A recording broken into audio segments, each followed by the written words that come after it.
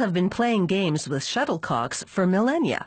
In the mid-19th century, the British codified a game they called badminton, in which players hit a shuttlecock back and forth over a net. Made of feathers and cork, the shuttlecock predates the badminton game by thousands of years. Many people are familiar with the widely popular plastic shuttlecocks used for badminton games in backyards everywhere. But serious players use the original feathered shuttlecock. This facility uses duck feathers to build their shuttlecocks. Once delivered, workers start by aligning them with the feather side up and storing them in cups in preparation for the next phase of production. Having the feathers aligned makes it easier for a worker to feed them one by one into a specialized sorting machine. This device has 26 different sensors that measure the parameters of each feather. The feathers must be a specific size and have a precise angle to them. The machine sorts feathers of the same size and angle into different bins. Sometimes the sensors are unable to measure certain feathers, and they fall into a separate bin. A worker uses a specially calibrated chart to measure these feathers by hand. The tips of these shuttlecocks are made of cork and synthetic foam covered with white leather. It's time to start assembling the shuttlecocks.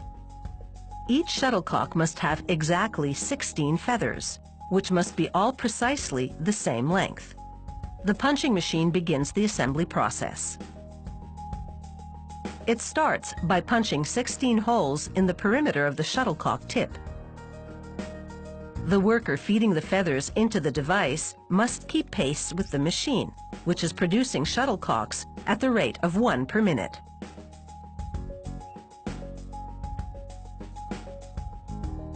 A worker uses flat-nose pliers to carefully adjust the angle of each feather.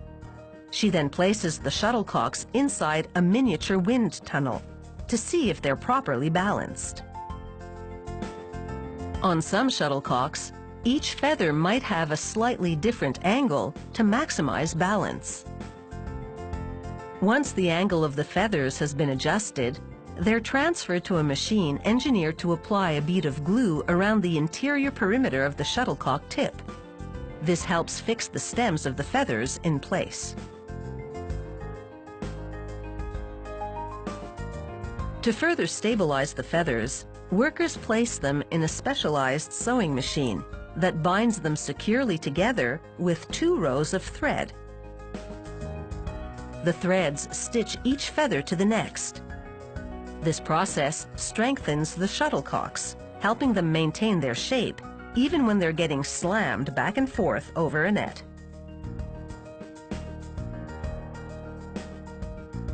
When the machine has finished stitching a shuttlecock, a worker ties off the thread to keep it from unraveling and cuts off the excess.